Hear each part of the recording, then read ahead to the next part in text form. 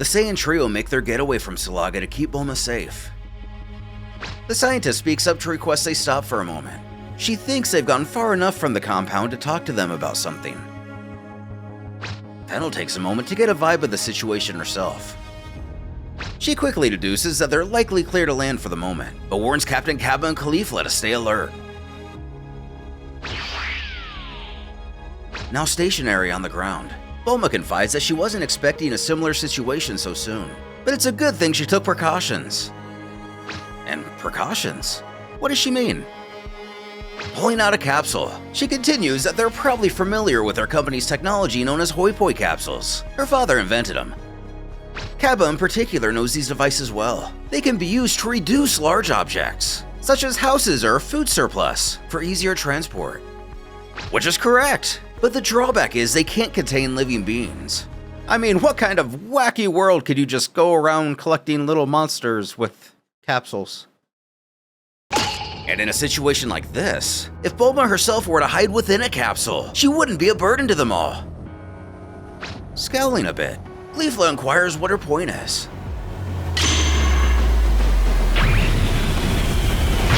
She reveals a giant hoi poi capsule. Thanks to the help of the Tuffle researchers, she solved that problem. The living organism simply climbs into the cabin, and the capsule tech takes care of reducing this new device. The atoms of those inside follow suit. Admittedly, it's pretty impressive to the gang. But this isn't even all.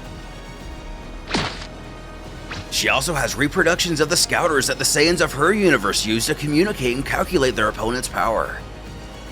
If they put one to their ear, they'll be able to keep in touch with her once she's inside.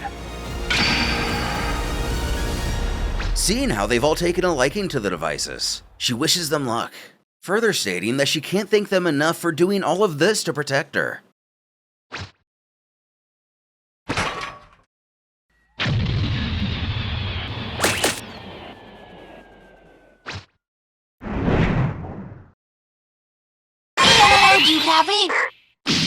Appearing in his face and scaring the young man, Cabba falls to the ground giggling at what just happened, before then questioning how she feels in there.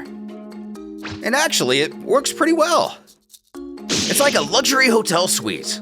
She's undetectable while in here, so she should be safe. For now, they just need to take care of themselves, and if she comes up with any ideas or has a request, she'll let them know. The captain promises they'll do their best. Reflecting on her first interaction with the scientist, Caulifla can't believe that Vegeta's wife is nothing like her husband. She's got way more class. Returning to the situation at hand, now they have to decide who's in charge of Miss Bulma's protection. Causing Caulifla to howl if he's serious. But what'd he do? Mocking him to the amusement of Fennel, he should just listen to himself. Mr. Vegeta here, Mr. Vegeta there. His beanpole skills suit her Lil Cabba perfectly. He can be in charge of her protection. And if he succeeds, at least he'll be able to rise in his idol's esteem. Although it's true Cabba admires Vegeta a great deal, this beratement does embarrass the up-and-coming warrior. He only mumbles back that she sure knows how to talk to him. Fennel butts in to clarify what she's trying to say is that she has full confidence in him, and thinks he's the best person to fight while protecting who can't. She doesn't put it like that, but deep down she likes him. Which, lo and behold, causes Caulifla's face to get just as red. She scowls for her to mind her own business. Cabba chortles that she'd rather rip her own tongue out than say such things about him. Though getting serious, he addresses her. Beginning to power back up, he states that once that demon is 6 feet under, they should join Kell and get back to their training together. Only her smile replying to the suggestion. She tells Fennel there's only one thing left to do, who finishes her comment by saying they're gonna turn back the clock, find that wretched illusionist, and eliminate him. Passing each other, the former even gets sentimental enough to utter to Cabba, "You better not dare die." Who returns the quip. For now, he's going to get Bulma to safety. For the rest, he's counting on her. Ready to go. Bulma chimes in again, hissing why she's not even asked her opinion. Startling Cabba once more. She reiterates that the reason she told them about this new version of the hoi poi capsule is so they don't have to defend her in battle. To flee to safety takes all the interest out of her demonstration. Although he's a little hesitant to reply at first. The scientist assures him not to worry. He can go with the girls and give it all he's got. Besides, her key is totally hidden here, so if anything happens to her even after being miniaturized, that's just the way it always was. Inferring, if it comes to it, they'll blame her death on Salaga. The others shoot him a glance to inquire if he's made up his mind. If Bulma's given her consent, they'll need all of their strength to deal with this demon. And that means he can't afford to make any mistakes.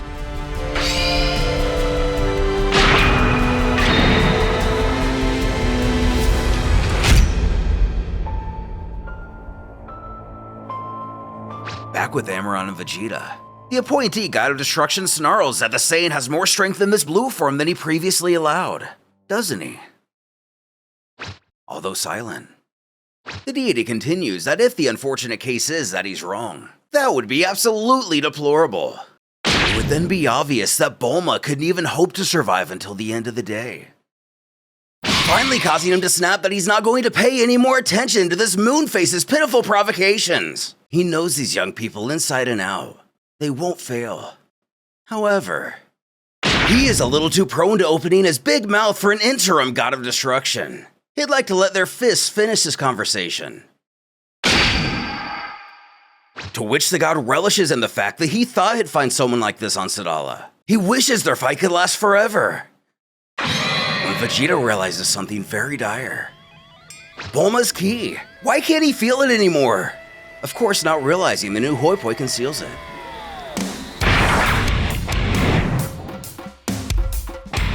Upon seeing the prince grow cold, Amaron knows that they must have noticed the same thing at the same time. So here they are at last.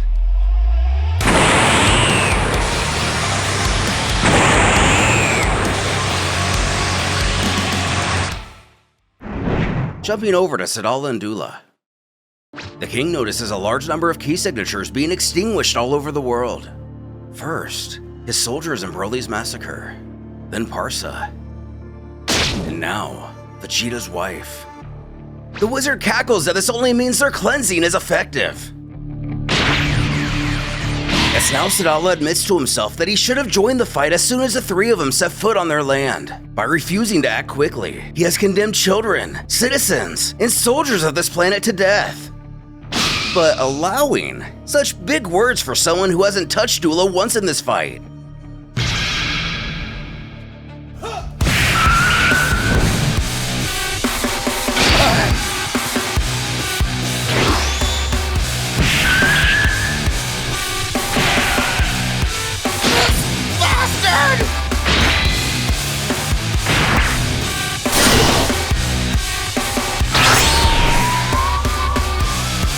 Making the wizard eat his words immediately. Dula knows that he has to find something, go back in his face before he can even finish that thought. Sadala questions if they demons live so peacefully in the darkness. Why do they take such pleasure in feasting in their light? Who doesn't lose his resolve, only spouting there's nothing they themselves can do about it. It's just the way they are. They demons are born from chaos. As what appears to be the villain's severed arm plunges through the king's torso. How? There's one of those portals inside his body? Catching it, Dula hisses for him not to imagine that the venerable heir chose him as a jester.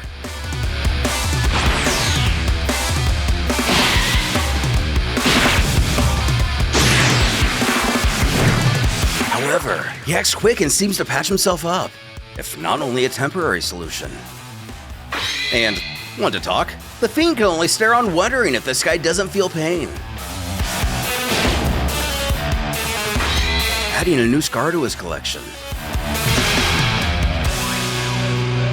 He thinks back to the moment just after his spar with Vegeta.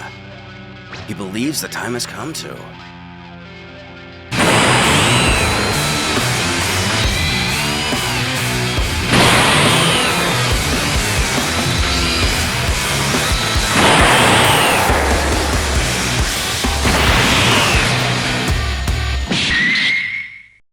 Switching to Salaga and Pipino. The former scows how he can do so much damage when he feels almost no threatening ki emanating from him. Cursing the Saiyan. who has to correct that he's wrong. He is neither a Saiyan or a Tuffle, just a child of planet Sadala. Though his opposite feels the time for words has long passed.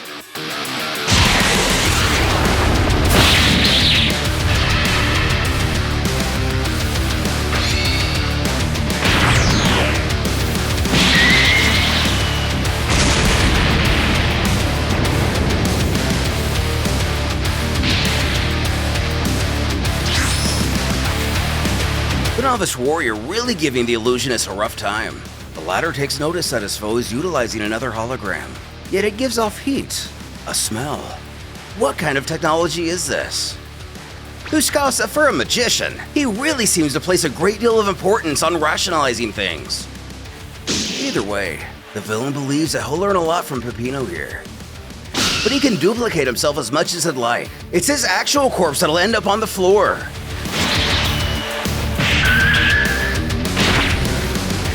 Getting a clean hit, the teenager taunts his opponent. Alas, Salaga may have let him get in that last attack. He thinks he understands now. Certainly, his technique does him no small amount of damage. But for all his other physical characteristics, speed, stamina, even agility are all the same. All he needs to do is... But answering his previous statement, Pipino asks, what? Has he finally understood that all of this is pointless? His twirling force isn't even up to his full speed yet. All it needs now is a single blow to finish him off.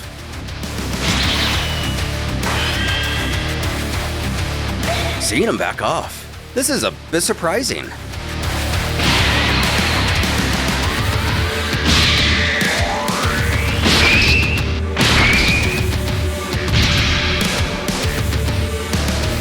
Resurrection in progress. Before he even knows what hit him, he wonders to himself what that was.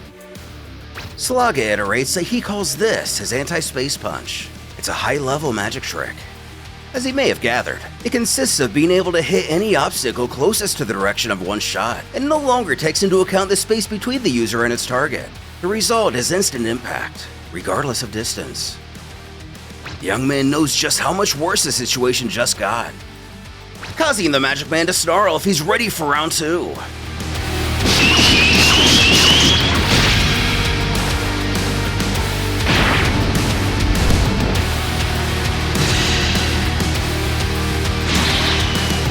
For the highlight of the show!